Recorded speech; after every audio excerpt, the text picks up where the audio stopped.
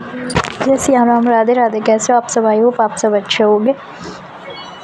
भगवान शिव ने त्रिपुरासुर राक्षस का वध कैसे किया था, ऐसे नाम पड़ा त्रिपुरांतक। जानिए पूरी कहानी। त्रिपुरासुर किसी एक राक्षस का नाम नहीं था, बल्कि राक्षस राज तारकासुर के 3 पुत्रों का त्रिपुरासुर कहा जाता था। और तीनों भाइयों ने देवताओं को भी उनके लोक से भागने पर मजबूर कर दिया था। दीपावली 2024। भगवान शिव का एक नाम त्रिपुरांतक भी है। महादेव का ये त्रिपुरासुर का अंत करने के लिए मिला था। महाभारत के कर्ण पर्व में त्रिपुरासुर के वध की कथा विस्तार से बताई गई है। यहाँ एक तथ्य जानना जरूर है कि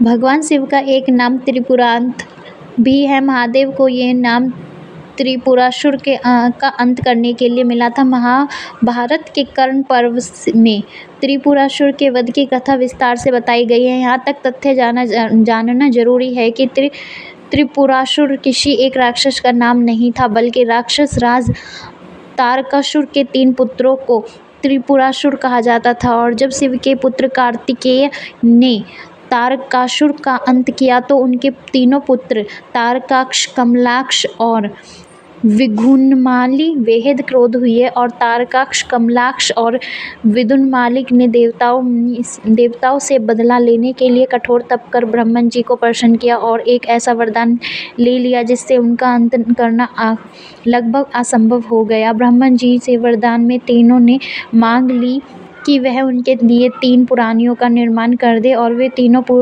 पुरिया जब अभिजीत नक्षत्र में एक पंक्ति में आए और अपने अपने क्रोध के लिए जाना जाने वाला कोई व्यक्ति जब बिल्कुल शांत होकर असंभव रथ पर सवार होकर असंभव बाण से उन पर वार करे तभी उनकी मृत्यु हो। तारकासुर ने 3 पुत्रों को ब्रह्मा जी ने ये वरदान दे दिया। वरदान मिलने के बाद तारकाक्ष, कमलाक्ष और विदुन्माली के संपूर्ण संसार में उत्पाद मचाना शुरू कर दिया। तीनों भाइयों ने देवताओं को भी उनके लोक से भागने पर मजबूर कर दिया। और तब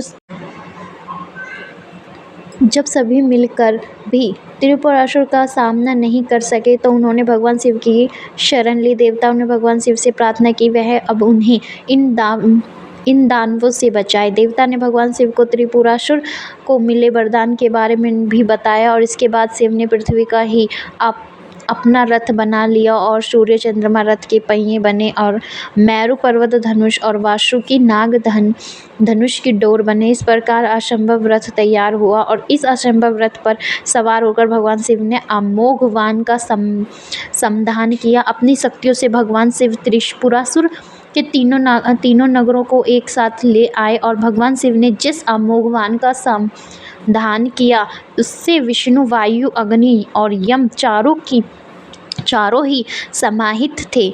अभिजीत नक्षत्र में उन तीनों पुरियों के एक पंक्ति में आते ही शिव ने अमोघ वाण चलाकर त्रिपुरासुर को जलाकर भस्म कर दिया था। त्रिपुरासुर का अंत करने के बाद ही भगवान शिव का नाम त्रिपुरांतक पड़ा। कथाओं के अनुसार भगवान शिव के जिस दिन त्रिपुरासुर का अंत किया वह कार्तिक पूर्णिमा का दिन था। त्रिपुरासुर का अंत होने के बाद देवताओं ने भी राहत की सांस ली और अपने लौट में लौटे।